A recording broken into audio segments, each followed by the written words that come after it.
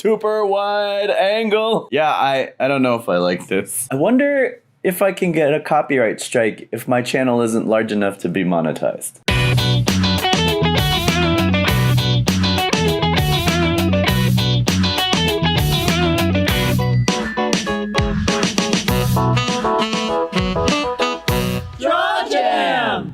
The woman on the left of your screen in blue is Annie Stoll, standing up on stage at the Grammys with Weird Motherfucking Al. They won the Grammy for Best Packaging Design. I'm just so happy for her.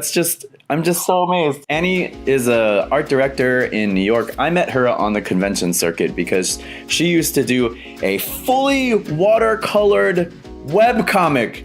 And it was fucking amazing. Annie is a badass. She's always working. Anytime I see her post any of her artwork, it always blows me away. She was featured on Sci-Fi's YouTube channel doing a sketch of Sabine from Star Wars because she's amazing. But one of my very favorite things about Annie is that if you follow her on Twitter, I'd say 70 to 80% of her feed is her promoting other people's stuff. If you follow a celebrity or an artist who has someone else manage their Twitter page, it's usually very self-aggrandizing. Look at this amazing thing I just did. Look at this place I just went to. Look at all these fucking amazing things that I'm doing. Annie's feed is completely the opposite. Look at this amazing shit my friends are doing. Look at this thing that this other person that I don't know is doing. Look at this project. Go support it. I'm gonna support it. You should support it too. Not only does Annie share all of her friends' successes and projects and things like that, but she also gives a lot of great advice to up-and-coming artists. And this isn't a content strategy. Annie's not doing this to build up a following so that when she launches a Kickstarter, it's gonna be instantly successful.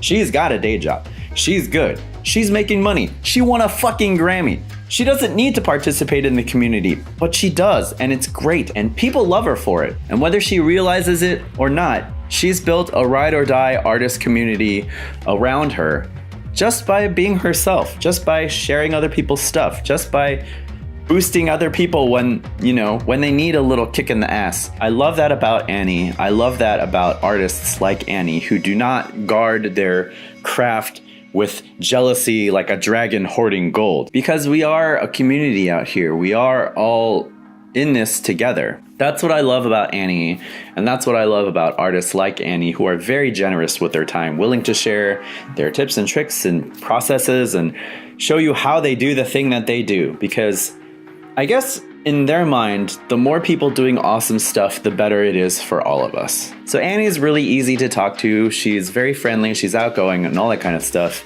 But if you are kind of more on the introverted spectrum of things, it can be kind of overwhelming to try to get involved in the art community in person, but also online, because you think that everybody's looking at you. You think that everybody's judging you. You think that if you say the wrong thing, people are going to harp on you and your career is going to be ended. And that's tough to get over. Sometimes I feel that way as well, even though I'm doing a YouTube channel. Talking to a camera is not the most social thing in the entire universe. Like, I know people get nervous about talking to a camera. I get nervous about talking to strangers in person.